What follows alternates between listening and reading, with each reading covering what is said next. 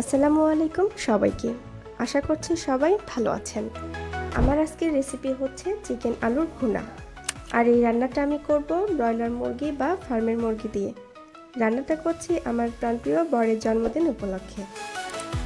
অনেকেই ফার্মের মুরগির ব্যাড স্মেলের কারণে ফার্মের মুরগি খেতে চান না।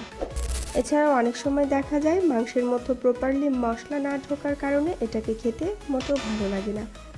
বাট আজকে এই ভিডিওতে আমি আপনাদের সাথে ব্রয়লার মুরগি রান্নার আমার কিছু personal tips and tricks share করব, যেটা ফলো করলে আপনাদের এই ব্রয়লার মুরগি রান্না সবচেয়ে টেস্টি আর ইয়াম্মি হবে।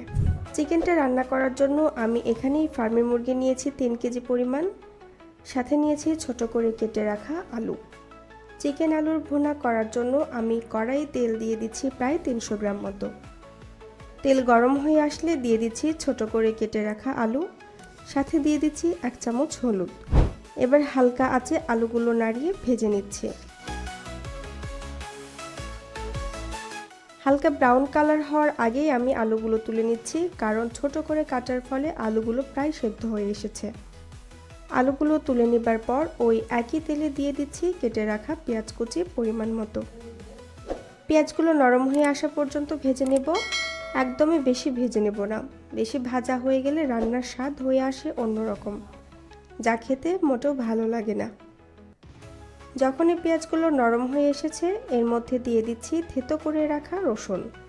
এবার রসুন আর পেঁয়াজগুলো একসাথে ভালোভাবে ভেজে নেব হালকা করে। এরপরে দিয়ে দিচ্ছি পরিমাণ মতো লবণ, হলুদ গুঁড়ো, বেটে রাখা শুকনো মরিচ। এবার 2 থেকে 3 মিনিট ভেজে নিয়ে দিয়ে দিচ্ছি আদা বাটা। আদা বাটা দেরিতে দিচ্ছি কারণ মাংসে যেন কোনো রকম ব্যাড স্মেল না থাকে। এটা আমার শাশুড়ির থেকে শেখা একটি টিপস। আদা বাটা দেওয়ার একটু পরপরে দিয়ে দিচ্ছি মাংস। মাংসের সাথে মশলাগুলো ভালোভাবে দিয়ে দিচ্ছি।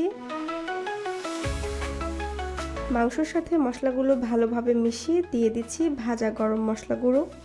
গোশে এক্সট্রা কোনো পানি দিইনি। গোশ থেকে যে পানি বের হয়েছে ওই একই পানিতে গোশ কষানো হয়ে যাবে। এখন গোশ কষিয়ে নিয়েছি প্রায় 10 থেকে 15 মিনিট। গোশ কষানোর উপরে এর স্বাদ নির্ভর করছে। এই কষা গোশের মধ্যে দিয়ে দিচ্ছি আগে থেকে ভেজে রাখা আলু। আলু দেওয়ার পরে দিয়ে দিচ্ছি ঝোল। আমি বেশি ঝোল দেব না, কারণ গোশ বেশি সময় ধরে কষানোর জন্য সেদ্ধ হয়ে গেছে আর আলু আগে থেকে ভেজে নেওয়া হয়েছিল। এবার দেখুন গোশ থেকে কত সুন্দর তেল ছেড়ে দিয়েছে। সর্বোচ্চ 5 মিনিট ফুটিয়ে নিচ্ছি। 5 মিনিট পরে দেখুন গ্রেভি টেক্সচার কত সুন্দর হয়েছে, খেতে ও দেখতেও হয়েছে অসাধারণ। এবার সবাই খাবারের জন্য প্রস্তুত। আস্তে আস্তে খাবারগুলো সার্ভ করা হচ্ছে। সবাই বেশ তৃপ্তি সহকারেও খেতে পাচ্ছে। আশা করছি ভিডিওটি ভালো হয়েছে। ভালো লাগলে ভিডিওটি অবশ্যই লাইক অ্যান্ড শেয়ার করবেন। দেখা হবে আরও একটা নতুন রেসিপি নিয়ে। আল্লাহ হাফেজ।